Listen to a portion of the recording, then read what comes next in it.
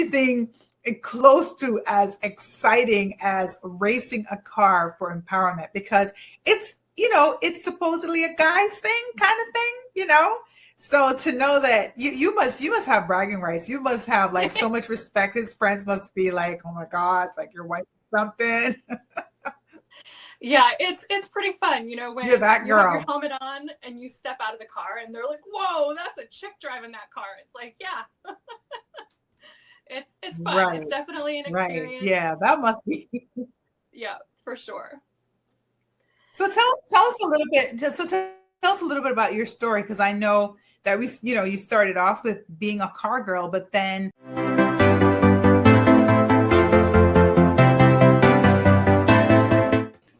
down. Okay. Almost.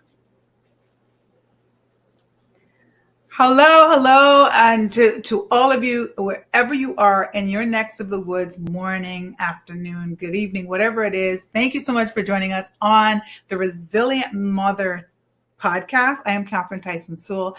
I'm your co-host, and I'm so happy that Tiffany has me along on this ride, and I just love talking to like-minded women, creating community, and continuing to support one another. I have a kick butt lady. I have a car lady, Ryanne Siddiq. Hi, Ryanne, and Hi. welcome to the show. Thank you so much. I'm so glad to be here. My goodness. Let me tell you, Ryanne, I just want to jump right into your stuff because you're a car girl. Like a race car girl. Like a race car girl. So we don't competitively race. It's more bragging rights and, racing against yourself and just, improving your own times. But yeah, Nice. I have driven on a legit Formula One track here in Wow. Austin. I live in Houston, so it's, a few hour drive, but yeah, I've been on some amazing tracks and driven some amazing cars. And I always joke with my husband that it's my life goal to beat him on a racetrack. So sometimes I make it, sometimes I don't. How close are you? So How usually close, in the how close morning, are you? usually in the morning, Well, like the early part of the day, I can beat him by like a tiny bit. And then by the afternoon, I'm exhausted and he kicks my butt. So okay. I'm close. I'm so close. Listen, sounds about right. Sounds about right. It sounds like you got the energy in the morning, and then by the afternoon, the kids have taken it all out of you, and so he's waiting. He's waiting you out. That is so funny. We're talking about empowerment, resiliency, and empowerment as mothers, and I can't think of anything close to as exciting as racing a car for empowerment, because it's supposedly a guy's thing kind of thing. So to know that you must have bragging rights. You must have like so much respect. His friends must be like, oh my God, it's like your wife or something.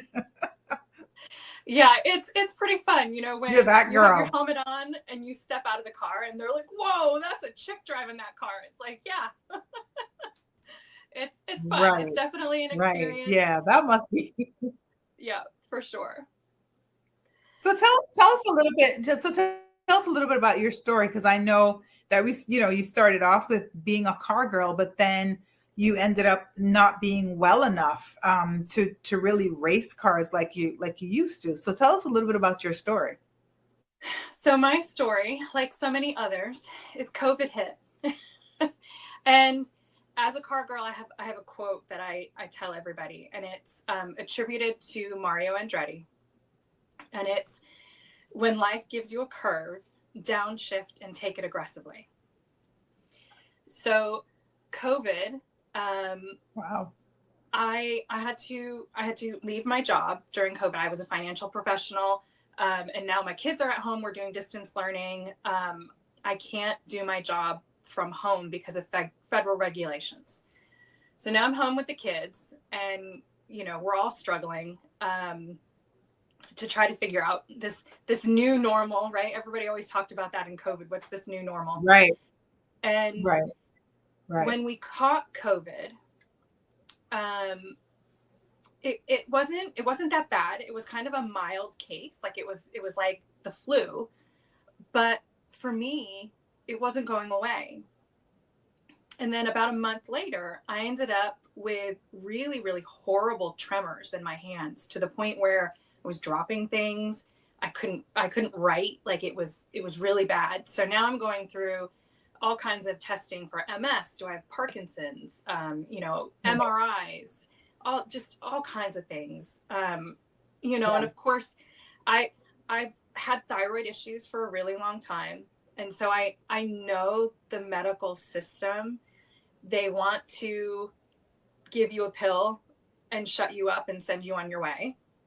Yeah. And so, it became, well,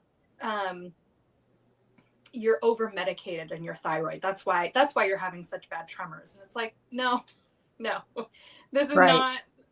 not what's going on. So, I had to advocate for myself. And I'm really fortunate that I had a wonderful doctor. I still do. I've been with him for many, many years. And we kept trying to figure out, like, well, I wonder if it's this. I wonder if it's this. And to him, he triggered, oh, well, this happened right after you had COVID. So let's do a post-COVID protocol. So he puts me on a cocktail of meds. And, it's a 2-week course. I feel miserable. It is awful on these meds. They finish and the tremors go away. Now I'm starting to finally feel better. Wow. So it's like, okay, it was COVID related, right? Yeah. So we get COVID again, and same thing happens. I get the really bad tremors. And now here I am. I'm on this track in Austin that I'm talking about. Like, this is a bucket list thing. Wow. In a fast car driving around. And I'm having these tremors. I'm having, like, brain-body disconnect. My brain is telling my body to do something, and my body's not listening. And I'm having cardiac issues. Now, you're on a racetrack. I was dangerous. I was dangerous to myself. I was dangerous to other people. I pulled myself off. I did 20 minutes of a 2-day weekend before I realized, like, this is not good. I've got to stop. Yeah. So following Monday, I call my doctor and I tell him this is what happened. And he said, this is really interesting, because with the cardiac stuff and everything else that I know, with your history, I think it might be Lyme. And I said, well, if it's Lyme, why did the previous treatment that we did for the long haul COVID work? And he said, it's also a Lyme treatment. And I had been tested for Lyme over the last however many years, and not going to get on this soapbox today, but just because of the way the tests work, they would come back negative. And it was basically, if you didn't have more than five or more markers, then they would say you're negative. Well, I had 4. To me, I would have none if I didn't have Lyme, but I had 4, so that wasn't good enough. So we sent blood work off to a specialized lab in California, not covered by insurance, super expensive. It lights up like a Christmas tree. I finally have an answer. Oh my God. And I will tell you, I cried tears of joy. Yeah. Just knowing, right? Because at that point, I was at my lowest, and I'm starting to think I'm crazy. Like, doctors can't find anything wrong with me. So it's got to be in my head. And it's not that anybody ever said that to me, but that's what I started thinking. Yeah. And so that was a really hard battle to have to fight through. Of course. And it took a while. And so now, a few days after my 40th birthday, I have this diagnosis. I finally know what I'm fighting. Right. I didn't realize how hard of a fight it would be. So now it's a different battle. Like, not knowing is one battle. Going through all the tests is one battle. But now that now it's real now, Now it's real. Yes. And now, I became the human pincushion between acupuncture and different IVs. And oh my God, the number of pills I had to take. And the way that Lyme treatment works is it makes you feel much worse before you feel better. Oh dear. And so that was a battle. That's no fun. Every day to have to, I know that these pills are going to make me feel horrible, but I have to take them anyway. Yeah. So here I am. I'm about 2.5 years after treatment, after I found out and I started treatment. Yeah. And I'm still in it. I'm not gonna say I'm healed. It's a miracle. Because I would totally be lying. But my good days are much better. Yeah. And I have more good days than bad days. That's good. That's good. And I'm just so incredibly grateful. And so when I think back to that quote about cornering aggressively, my corner was this illness. Yeah. And me downshifting and taking it aggressively was not going back to becoming a financial professional. That had been my lifelong career.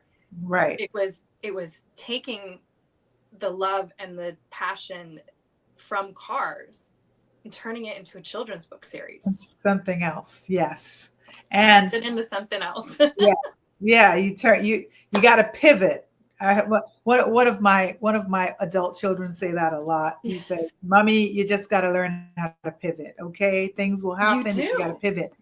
And I love that. Yeah, I really do. And when something like this happens to you, and I'll tell you, just empowerment. We're talking about empowerment. So I'm just going to take that back for a second. Reverse a little bit because we're talking about cars. You see what I got that. So I found, even like you said, the new normal, when COVID, the pandemic affected all of us, the entire world. Absolutely.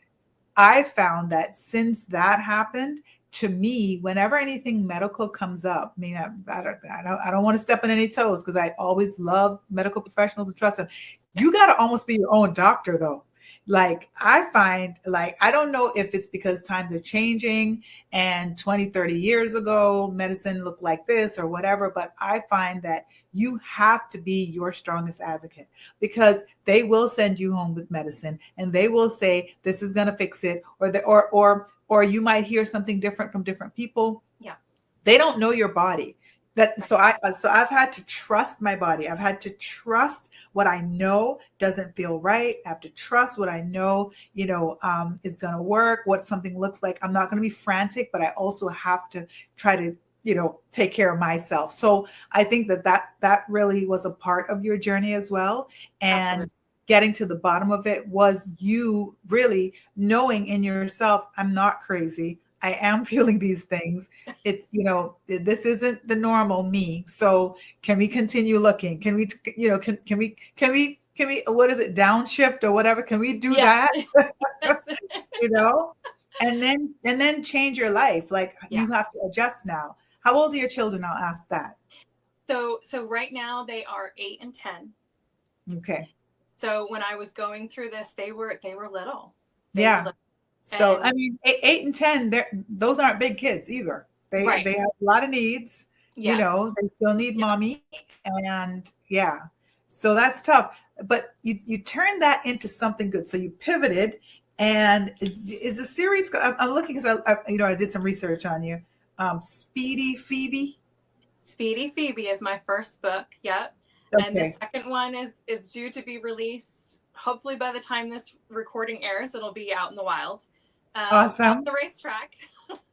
All right. It's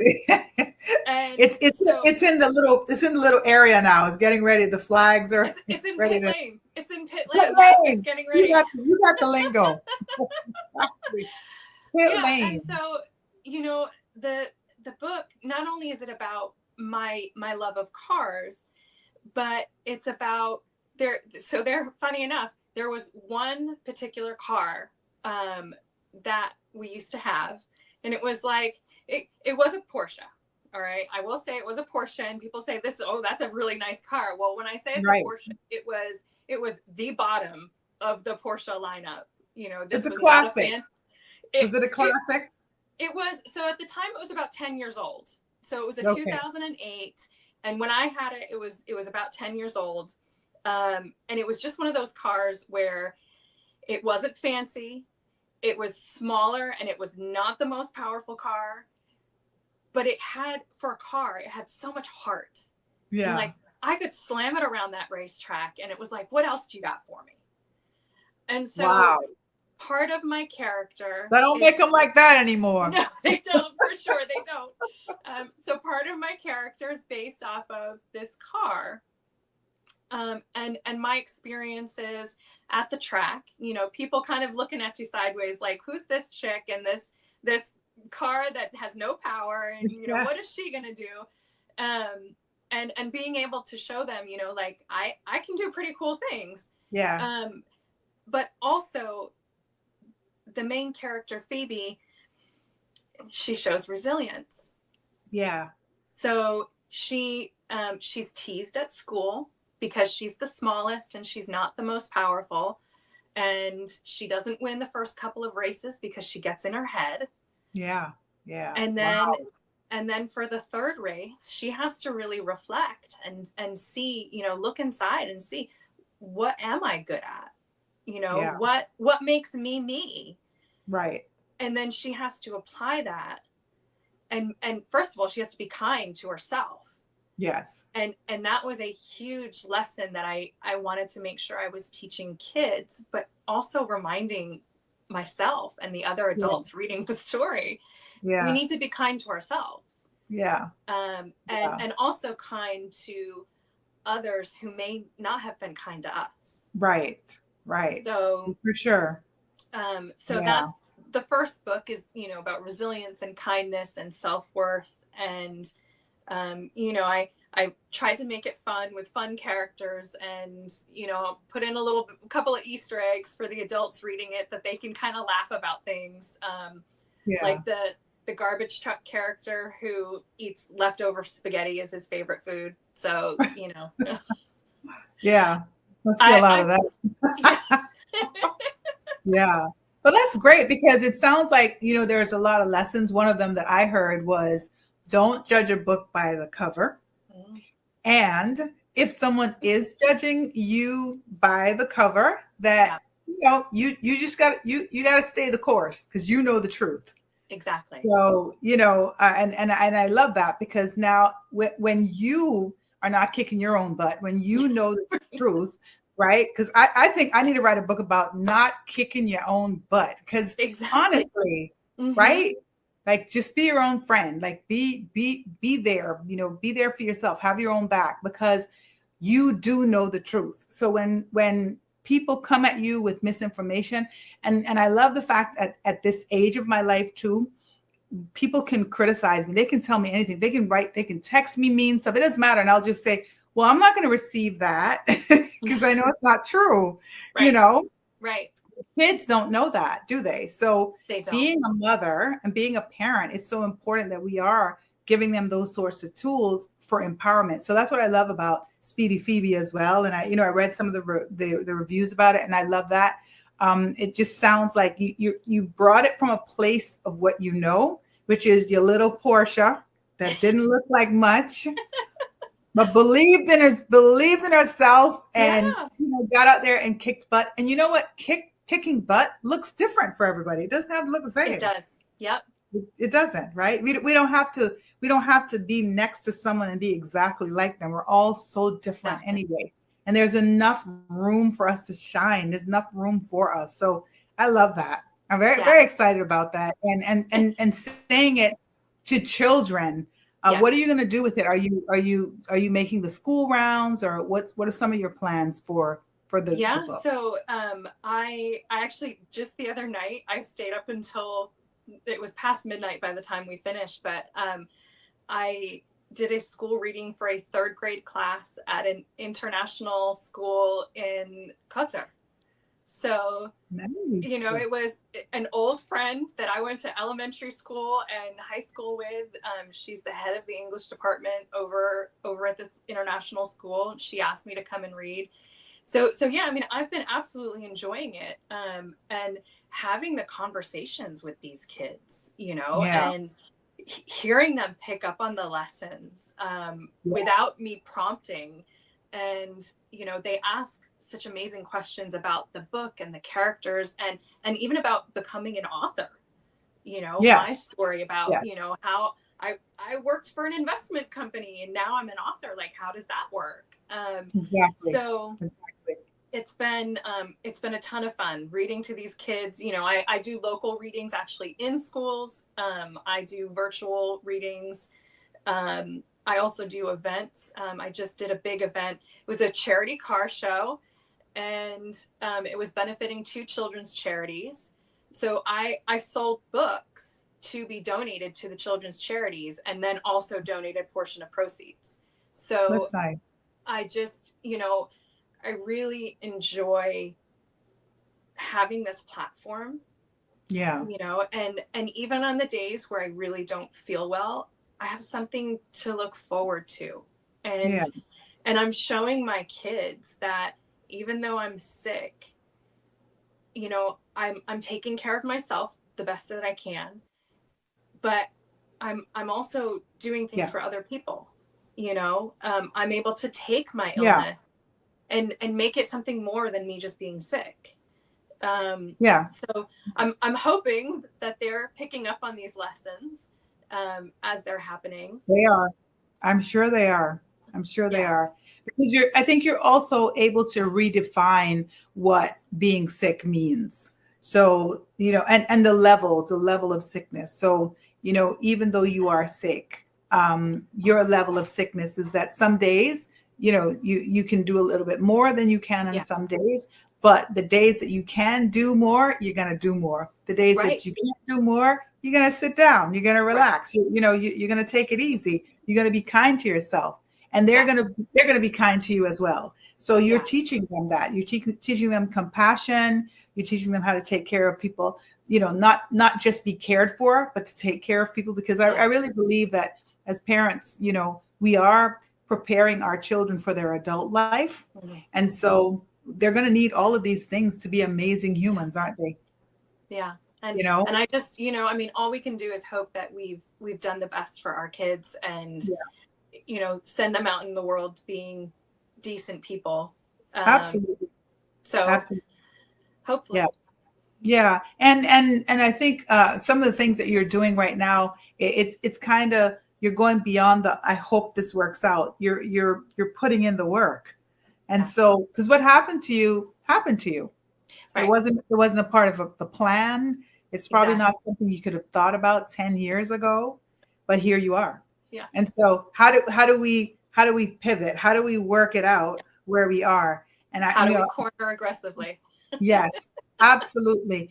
Are you ready to share the title of the book just yet? Of the new book? Ooh, so the new book will be Speedy Phoebe and the New Wheels. Nice. And so the story is that one of the other Carlets, so Carlets are the young cars. So one of the other Carlets from the first book that was not very nice to Phoebe, well, now they're friends. And they work hard together to buy her new wheels, doing odd jobs and things like this. But an accident forces them to hit the brakes. So now we have to see, are they able to overcome this accident, and what happens with the new wheels? So you're Speedy Phoebe. You're a Speedy Phoebe. I love this. There's a lot of similarities. Yeah. So it's a Speedy Phoebe series then that you're looking at. So there's going to be more.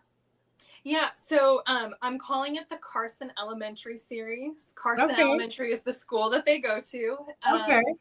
And so it will be the 3 characters from the main book will have their own stories. So, number 2 is coming out. Number 3 is in my brain. It's in the works. That's where it needs to start. Yes. And then there was another character who I had written into the first book and I had to take out because it was getting too long.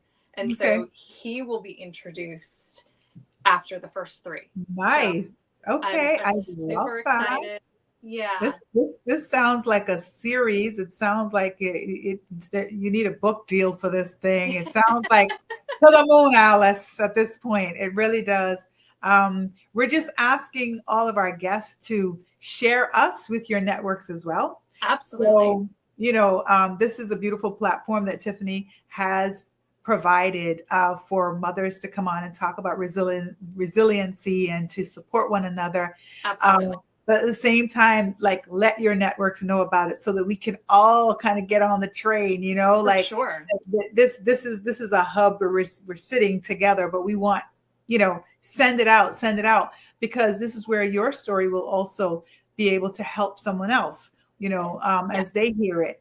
And I love what you've done with what was given to you. And I appreciate that. Yeah, because sometimes we get things and we don't know what to do with it. I have a broken foot right now, by the way. Oh, good. And yeah, and I'm only sharing that because, when life threw me down, like Yeah. I just twisted my foot, fell down, and it was a broken ankle. And would never have dreamt that would have happened, but I've been forced to sit down. Yeah. And had I not been forced to sit down, I probably would not have taken a seat. And Yes. so by taking that seat, a few weeks, going by, so many things have just come to me. One of the things being this podcast opportunity, because I'm sitting. Where am I going?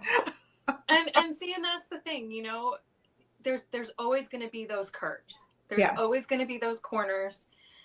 And how are you going to take them? How Yes. are you going to take them? How are you going to take them?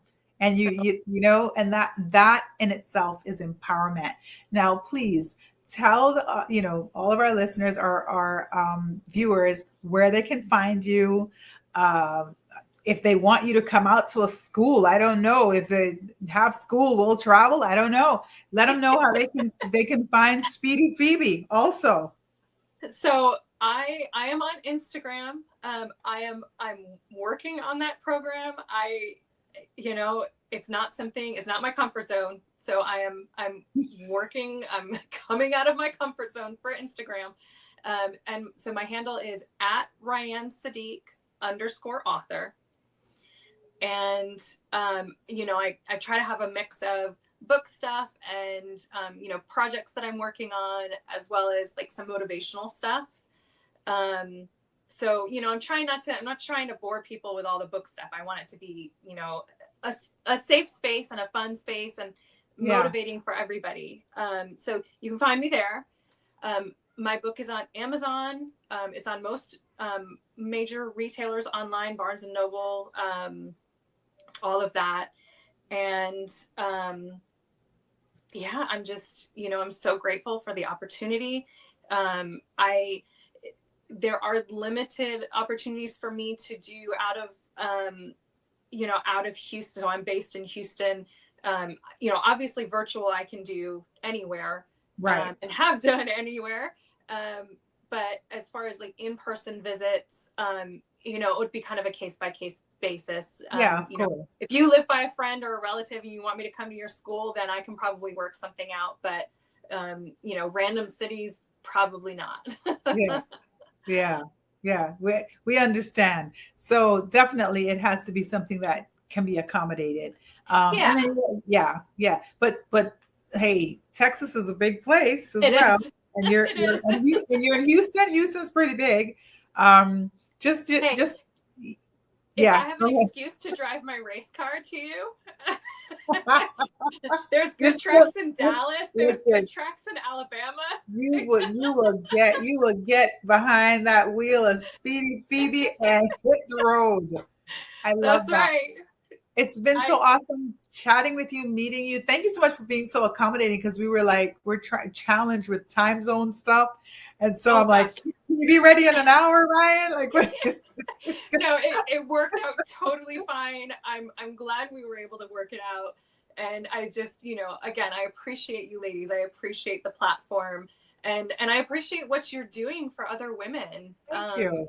I think we need to hear this message, and it's not that we don't necessarily know it. It's that we need to be reminded of it on a regular basis, because we forget. We get so deep in it that we forget. Yeah, it's true. We're deep in the journey, but thank you, because the Resilient Mother podcast could not do what it does without mothers like yourself that come on and share your stories. And what Tiffany has done has been amazing. And I'm so proud of her. I'm so, I can't say it enough, that being a single mother of 3 children and doing this, please, like it's super so mom. It's super mom. Definitely super mom. She has a cape somewhere, and I'm just happy that, she brought me on board, and I'm able to just meet wonderful women like yourself, and just talk about the resiliency of mothers, and the necessity of us being resilient. So thank you so much for joining us, and thank you so much for your story. And I'm excited about it. And of course, I want to make sure that when you get that book deal, that movie deal, and all that, that you remember us. I will definitely do that. We knew you when. Don't forget. Don't forget. Okay.